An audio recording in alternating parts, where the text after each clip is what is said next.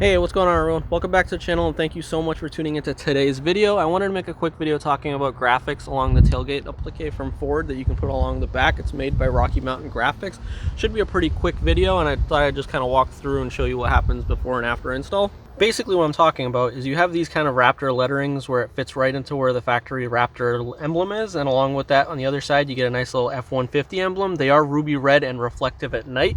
You get a couple different options. You can actually get quite a few different colors for it. Unfortunately, ingot silver, like the truck that you see on the channel, is not one of them. And so basically what I'm getting at is that you can kind of customize it to what you like and what you have for a color theme going. As always, I'm not paid to advertise these products. This is just something that I bought and I think I wanted to give a try, and I thought I'd share my experiences with anyone else that might be interested. But along with the lettering, what you want to use is basically rubbing alcohol. You can pick it up at any local store. I just went to Walgreens.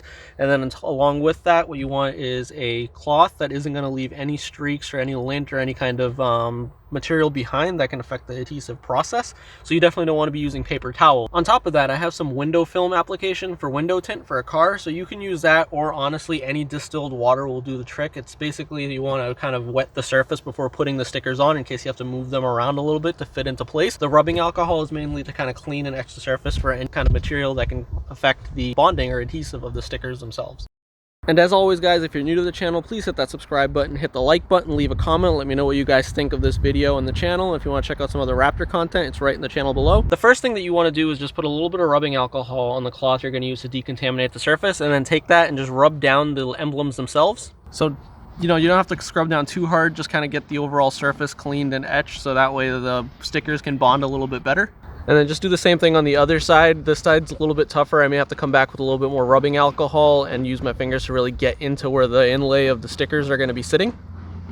Next, just spray the whole surface down, get it a little bit moist so the stickers are kind of flexible. You can move around a little bit. For the Raptor lettering, basically what you want to do is spray down the surface a little bit so your fingers don't leave marks on the back side. There's a little bit of moisture there to keep that adhesive property kind of intact. And then peel off one letter at a time and just kind of apply them. You can see I already did the R. You basically want to take the letter and then put it onto the moist surface over here. Unfortunately, I don't have a good setup and I don't have a second person to hold the camera, so I'm going to do this and kind of cut back to it. Basically, you want to start with one end and then carefully lay it across from left to right, but don't press it down. You're going to want to use like a Q-tips or a squeegee to basically press it in after the fact once the entire thing is where it needs to be. So now you can see that I put all the letters in. The O and the R are separate, but the RAPT are all one continuous sticker, so you wanted to carefully place them in. And then what I'd like to do is use a Q-tips and just work my way towards the bottom from the top or towards the right from the left. As long as I stay consistent, I'm just trying to beat out all the excess water. The sticker actually from the company, this bottom had peeled off on the actual label right out of the package, so I may have some issues with that.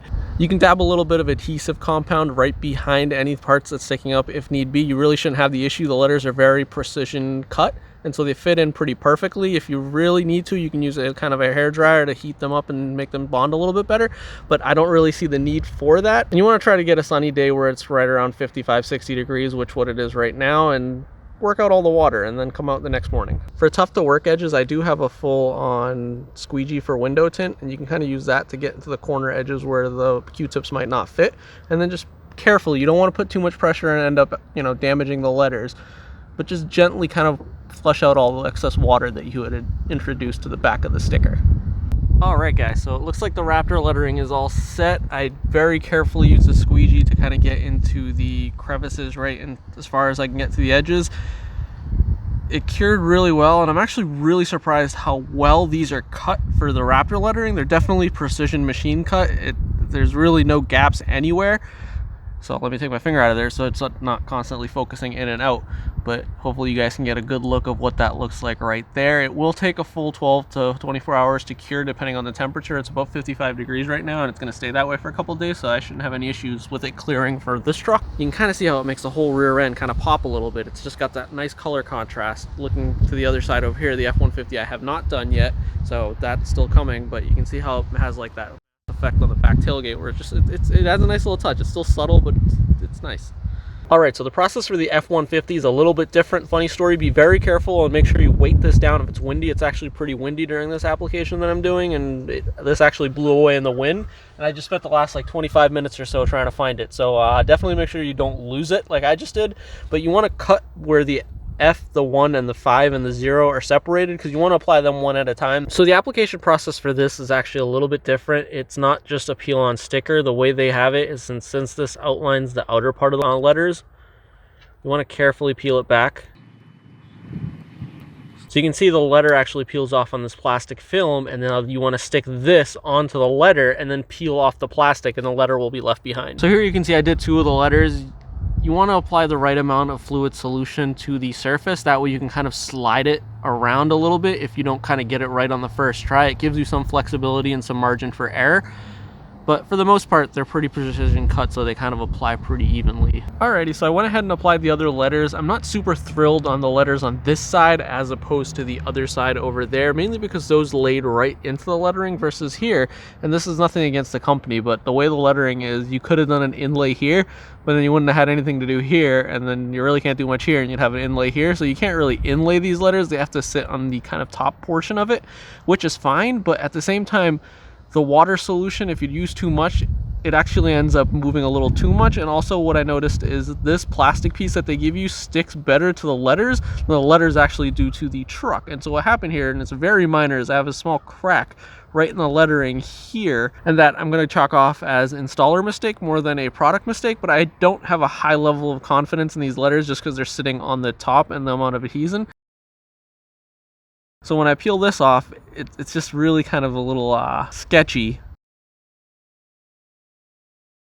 And just like that, it kind of comes off, and you can see there's a little bit of water solution on the bottom, but I kind of squeegeed it all out so the letters stick kind of well, but still not a high level of confidence in this as opposed to the other side. So as you can see here, this is the kind of finished product. You got a nice little ruby red contrast with the ingot silver on the tailgate. I'm not gonna lie, I actually think this looks really cool. One other thing to note is if you come out the next morning and there are bubbles anywhere along the lettering, if it hasn't cured properly or if there just wasn't squeegeed out properly, nothing to worry about. If it's on the edges, you can just kind of use the squeegee and work your way outwards.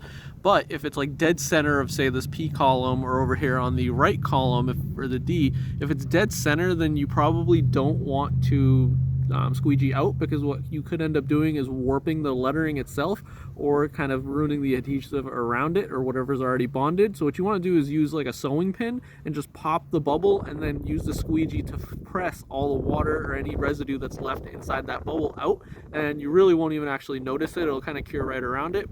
Let me know in the comment section what you guys think below, and if you are watching a video on my channel for the first time, please consider subscribing and getting me to the 1,000 mark to help legitimize my channel. And if you found this video helpful, give it a good thumbs up, and let me know in the comment section what you guys think about the channel's truck and whether I should do the ruby red on the actual larger Ford lettering on the tailgate applique or the front Ford grille. I kind of am not sure if I want to do it because I've been going for a subtle and kind of low-key look, but at the same time I think overall this kind of is just right, and it's not kind of overkilling the amount of lettering going on back here. As always, I really appreciate you guys watching my videos, and thanks again for watching. Till next time, bye.